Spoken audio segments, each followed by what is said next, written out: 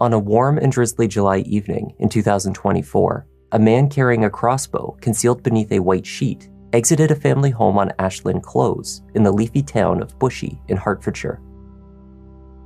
Over the previous 5 hours, this man had enacted a plan to massacre 3 female members of the same family. His actions had been mapped out for weeks. As word of the horrific murders spread across the country, fear of the attacker merged with grief for the victims. And investigators set out to find answers. Hi there, I'm Kevin and welcome to Just Thought Lounge. Today's case is a higher profile one than those that we often cover here at JTL. Perhaps you've heard of it, or maybe have followed the information as authorities have released pieces over the past year. It is one that contains the kind of unsettling details that stay with you long after you've heard the story. For us here at JTL, it hits close to home. Let's take a look.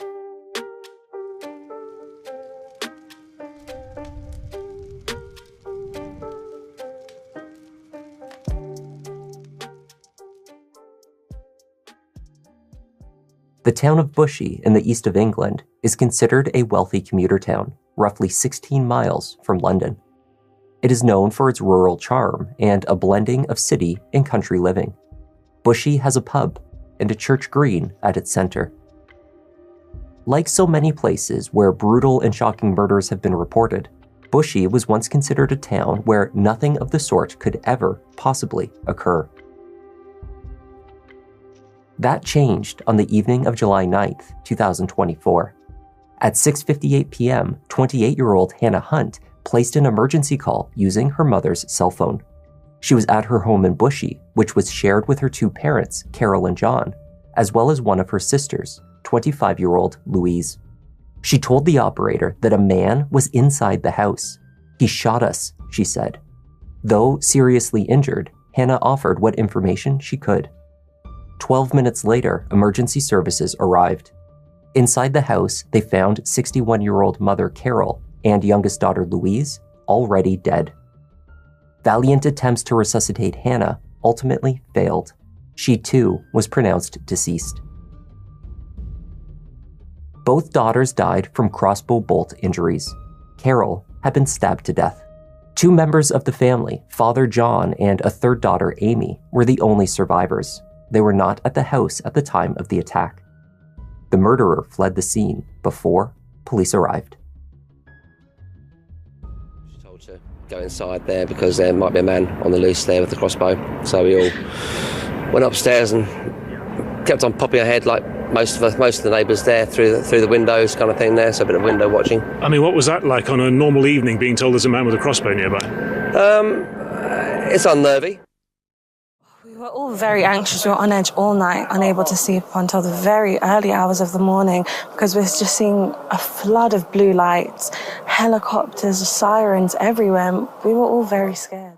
Bit of a shock because it's a really residential area and there isn't, nothing much ever goes on round here at all apart from people going back and forwards to work, and back and forwards to where they go. Never saw anybody round here carrying a crossbow at all, never at all. As news of the killings spread from the streets of Bushey to the national media, many already horrified viewers were further devastated to learn that the victims were family members of a familiar public figure. BBC racing commentator John Hunt. Carlingford locked and AP McCoy, get up! Of course he did! John was covering a horse racing event miles away when his wife and daughters were murdered. The last text he had from them came from Louise's phone at 5:52 p.m. and asked, "What time are you home?" John replied that, unfortunately, he would be late. "Saturday races have a later start than usual," he said. Then he wrote, "Everything okay, sweetness?" Only later, the husband and father would learn that this last message was received not by his youngest daughter, but rather, her killer. The family was extremely well liked in the community. They were also a close household. 2 daughters in their 20s still happily lived at home. They even vacationed together as a family. Both women had also launched their own successful careers. Hannah had established herself as a talented beautician, first working at a local anti-aging clinic and later launching out on her own. She was in a long-term committed relationship with a man named Alex Klein. Louise had set up a small pod in the family's back garden where she ran Groom and Glow, a dog grooming service. Friends spoke of their shock and grief, also of the wonderful people that Louise, Hannah, and Carol were. One of the loveliest persons, loveliest girl I ever knew. Always had a smile and very positive and hardworking. So genuinely a really, really sweet person. Just a lovely girl. I just can't believe it's happened. It's, like I say, it's a thing nightmares are made of. She was the nicest, kindest, sweetest person that you could ever meet. Beautiful, beautiful person. The hours and days after the murders grew tense, not just in Bushey, but across London, where officers with firearms were dispersed in search teams at targeted locations in the city. Their aim was to locate the killer, still armed with a crossbow. Though the suspect had escaped before emergency services arrived, law enforcement nonetheless knew exactly who they were looking for. It seems that Hannah, who had arrived home in the midst of the attack, had managed to send off a text to boyfriend Alex before being shot. Then, after sustaining her injuries, she had reached her mother's cell phone and managed to tell the 999 operator who was in the house. In her text, she wrote, "Call police immediately, to mine, now, Kyle here, police now, he's tying us up." To the operator, she said, "My sister's ex-boyfriend has come in and he shot us." The man she was referring to was Louise's recent ex-boyfriend, 26-year-old Kyle Clifford. Kyle was the third of three siblings raised in Enfield, North London. It was in this area that initial efforts to locate Kyle focused. His family home was raided and searches carried out. Police also raided his brother's former address in the Enfield area, but with no success. Helicopters and drones took to the sky to assist, while the public was warned to keep an eye out for Kyle. But if he is spotted, Hertfordshire police instructed the public to stay as far away from him as possible. Crossbows can fire accurately from a surprisingly long distance. Our overarching objective today is to protect public safety and to locate Kyle Clifford, who is wanted in connection with the murder of the three women in what we believe is a targeted incident. We have extensive police resources deployed to various locations in North London and also the Bushey area of Hertfordshire. The manhunt also involves armed police officers and specialist search teams responding at pace in the wake of what has been an horrific incident, involving what is currently believed to be a crossbow, but other weapons may also have been used. If members of the public see Kyle Clifford, they urge not to approach him at any point and to dial 999 immediately. News stations provided live coverage of the ongoing search. Then, on July 10th, reports emerged that Kyle was seen in the Lavender Hill Cemetery near his home in Enfield. Teams of armed officers descended on the cemetery from every angle. There, they located Kyle. By the time they reached him, he had fired one last crossbow bolt. This time, he was the target. Kyle was rushed to the hospital, where over the following 10 weeks, he would receive life-saving treatment. Eventually, Kyle Clifford recovered from the single shot he sustained, though it left him paralyzed from the chest down. Kyle was not wholly unknown to law enforcement before he was named as the alleged crossbow killer. His family had a history with violent crime. Kyle's brother Bradley was in prison for murder. In 2017, at the age of 23, Bradley Clifford chased down two teenagers after they had struck his high-performance Ford Mustang EcoBoost's wing mirror with a bottle. They were both flung into the air by the collision, and one was beaten by Bradley as he lay on the ground, fatally injured. The other teen miraculously escaped with only minor injuries. Bradley was sentenced to 23 years. Kyle evidently was close to his older brother, visiting him in prison frequently, something that had never sat well with Louise. She viewed Kyle's unwillingness to acknowledge the brutality of Bradley's crime as representative of his character, listing this amongst other behaviors as reasons to distance herself from him. When Kyle's name was released to the public, others who knew him began to speak up. This included those who had served with him during his brief time in the Army. A fellow trainee who knew Kyle throughout their basic training in 2019 reported that at that time he was immature for his age and had a chip on his shoulder. According to this trainee, he struggled to grasp basic military concepts, but just managed to reach the standard to pass training. It seems that after joining Her Majesty's Army in 2019, Kyle had remained in the service for just over 2 years. He spent 286 days over that period at home, however, claiming an undisclosed illness.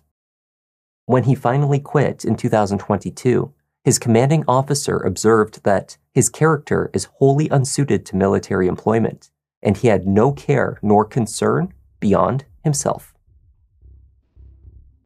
After leaving the Army, Kyle first sought employment as a fire and security systems installer at a St. Albans-based fire safety company before leaving that position and becoming a security guard. He was subsequently fired from that role not long before the murders took place. The reason for his dismissal has not been formally reported, though his comments about female coworkers, described as misogynistic, was rumored to have played a role. However Kyle had presented himself to peers and employers, he certainly made an effort to win over Louise Hunt. The two met on Bumble in December 2022, and over the next 18 months, they were in a serious and ostensibly committed relationship. Unbeknownst to Louise, during this period, Kyle also carried on a romantic relationship with 2 other women whom he had connected with through his previous jobs. The Hunts were said to have welcomed Kyle with open arms. Secretly, friends reported that no one in the family was a fan of Louise's choice of partner. They described him as both arrogant and odd. Nonetheless, he was welcomed.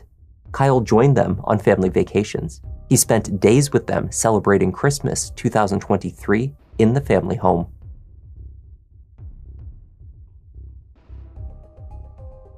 The breakup came in late June after the couple attended a wedding for a member of Kyle's family in the north of England. After traveling for hours for the event, Kyle boasted to Louise, in front of other guests, that he had slept with some of the other attendees. She later wrote to him that she found his treatment of her belittling and embarrassing. She wanted to end things. In the messages later retrieved by investigators, a pattern of attempted manipulation by Kyle emerged. After Louise expressed her discontent with the relationship, Kyle was at first defiant. He angrily pushed back at her, claiming that she was always making him the bad guy. When she did not back down, he feigned indifference. If she didn't like the way he acted or who he was as a person, so what? Her loss. Then, when that tactic also failed to bring her around, he tried begging. He could not imagine his life without her. He thought she would be his future wife. He would do anything for her. Louise, after a year and a half of what friends depicted as a controlling and unhealthy romance, stuck to her guns and called it quits. Her final text to Kyle read, "I'm sorry, Kyle, but I can't continue with what we have. I feel like it's been broken and I can't ignore how I've been feeling or made to feel in our relationship over the course of the year. I just feel right now I owe it to myself to take some space and walk away for my own sanity and health. I never want there to be anything nasty between us, ever. Take care of yourself, always, please." Eventually, Kyle responded with a message that must have set Louise at ease. He wrote, "Thank you for the clarity, Louise, so we can both start our healing process. I love you so much, and I will for a very long time. I will always be here for you if you ever need me. Please don't hesitate. I wish you all the best and take care of yourself too." Louise proceeded to do exactly what she had stated. She kept her distance from Kyle and assured herself that she had made the right decision. Just days following the breakup, she made a note on her phone. It was a sort of reminder of the reasons that she broke things off. It read, "When you're sad, look. His brother is in prison. He still sees him every other weekend and never said what he did was horrendous. His family is a mess. Racist comments. Says he doesn't like transgenders. Road rage. Belittling language. Said he has a higher IQ than all my family. Would tell me all the violent acts his brother and dad would do, and when I went to their house, he would find it amusing." While Louise focused on healthy behaviors and moving on, Kyle took a different approach. 4 days after Louise ended the relationship, he began performing searches online relating to crossbows. He visited websites where they could be purchased. Then, 3 days after that, he purchased a Horizon Cornet MXT 405 compound crossbow, a pack of 6 bolts, and a rope cocking device through Tactical Archery. He also ordered a CO2 Glock air pistol, though he did not have the patience to wait on its delivery. Kyle decided to commit the murders before the pistol arrived.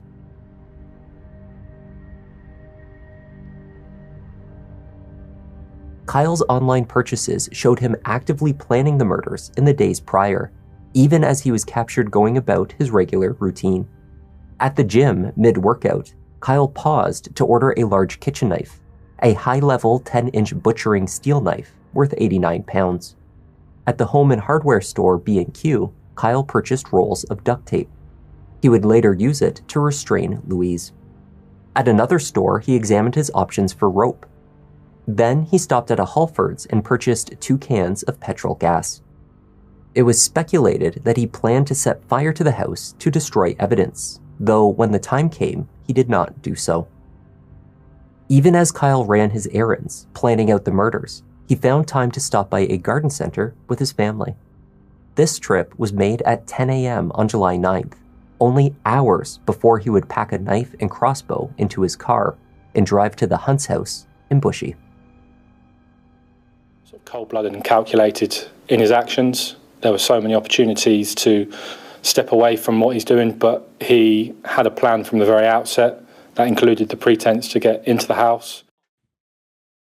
At just after 1 p.m., Kyle left his home in Enfield, armed with the crossbow and carrying a knife in his backpack.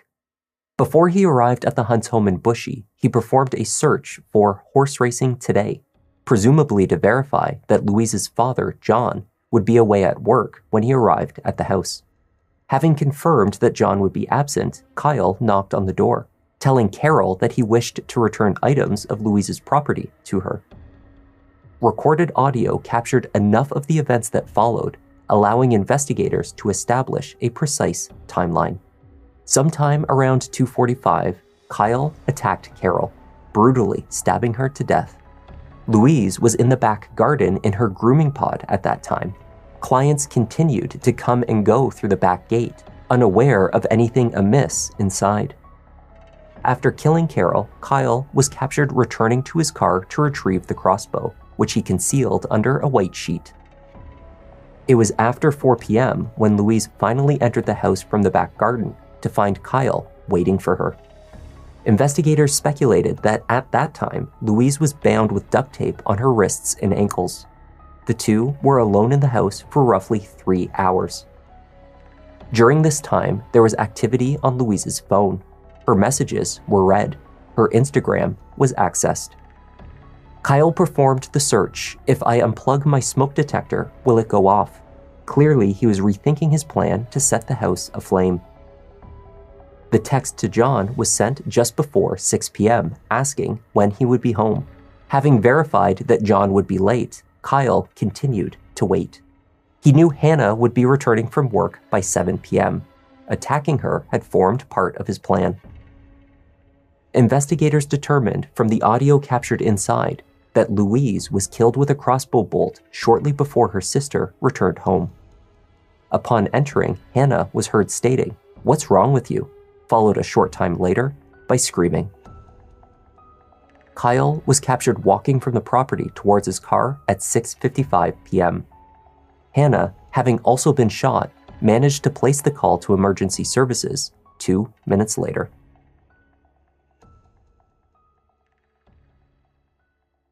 By the time Kyle sat down with investigators, a complete timeline of the massacre had been pieced together. They had surveillance footage, cell phone data, doorbell recordings, and Kyle's own written notes, which had been saved on his device. When presented with this evidence, Kyle Clifford made only a few short statements. He stated, "Sorry," and "What I have done is atrocious." To everything else put to him, he replied, "No comment." Do you accept, Kyle, that based on the evidence, that this is a premeditated murder of 3 people? No comment. Do you accept that you have meticulously planned this murder from the moment that you split up Louise? No comment. From the moment that she sent you that text message at the end of June, you began to plan her murder? Yes? No comment. On his phone, investigators discovered a letter written by Kyle and addressed to his family. It was divided into parts, each one dedicated to a different family member. Its tone was one of self-pity. It was clear that Kyle viewed himself as the victim. Please don't think of this as me throwing my life away. I have lived, and I am grateful for everything and everyone that has been a part of it. It is now my time to leave and be at peace, as this is what I ultimately want. I know you will all have so many questions and wish you could have done something different to prevent this. However, none of you have failed, and there is simply nothing any of you could have done. This is my decision to just be at peace. You all have to take care of each other and speak to each other, as that will be the best thing for you all. I love you all so much. You okay, Carl, to carry on? When you wrote that note, had you already planned the murders of Louise, Carol and Hannah? So I'm interested in the words "prevent this." So tell me what you mean by "prevent this." Do you mean the murders of Carol, Hannah and Louise? Reading this letter aloud was the only time during the interview in which Kyle demonstrated any emotion. Kyle Clifford eventually pleaded guilty to the 3 murders, as well as charges related to his possession of offensive weapons, the knife and the crossbow. But there was one charge brought by the Crown to which he refused to admit guilt. The Crown alleged that Louise Hunt was raped by Kyle Clifford on the day of the murder. Based on DNA evidence, they alleged that the crime had taken place over the roughly 3 hours when Louise was held captive in her home. Even though the physical evidence of his guilt was overwhelming, Kyle Clifford nonetheless forced this issue to trial. No one involved was able to provide the reason he would fight this one allegation while admitting to all others. It was speculated, however, that this was Kyle's final bid to assert any form of control over his situation. The trial began in early March 2025. Kyle refused to attend the proceedings. A jury heard from medical experts who testified to the DNA evidence. The defense asserted the DNA sample linked to Kyle was from just over 2 weeks prior, when the two were still a couple and engaged in a consensual relationship. The prosecutor asked forensic scientist Martin Whitaker if the findings of intimate samples taken from Louise could be explained by intercourse taking place 16 days prior. The scientist told the jury that was not a reasonable explanation. 1 to 2 days before, maybe, but not 16. The jury took only 45 minutes to find Kyle Clifford guilty. You first killed her mother, Carol, who even on that day showed you nothing but kindness in the moments before you attacked her. You raped and killed Louise, who had been as gentle as she could in ending her relationship with you after your arrogance and anger proved too much for her to stand. Then you murdered Hannah Hunt, who had done nothing to harm you save supporting her little sister. The evidence I have heard shows you to be a jealous man, soaked in self-pity, a man who holds women in utter contempt. Kyle was sentenced to 3 whole life orders for the murders and 30 years on the other charges. He will never be released from prison. John Hunt offered a powerful and moving victim statement. He spoke of his grief and anger. To the man who so brutally murdered his wife and 2 of his daughters, he stated, "Just remember one thing. Whatever misery lies ahead for you, on your dying day, there will be no release for you. The screams of hell, I can hear them now. When they roll the red carpet out for you, your miserable fate will last for eternity."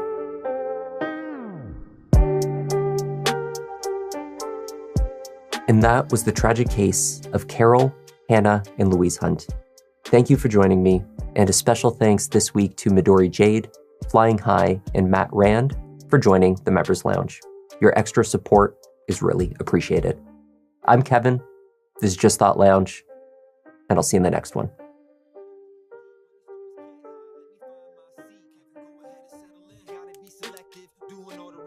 Keeping it objective, always been effective. They say he got a knack, pick of the litter. You see how Newton got his back. Yeah, the content that you need, this could be a new sign. We talking in the comments, they jot in a few lines. Tune in and hit like, love that, it's too kind. Feels like the whole world is online for true crime. Watch him on the run, but it's not a race. Really hard to disappear, poof, without a trace.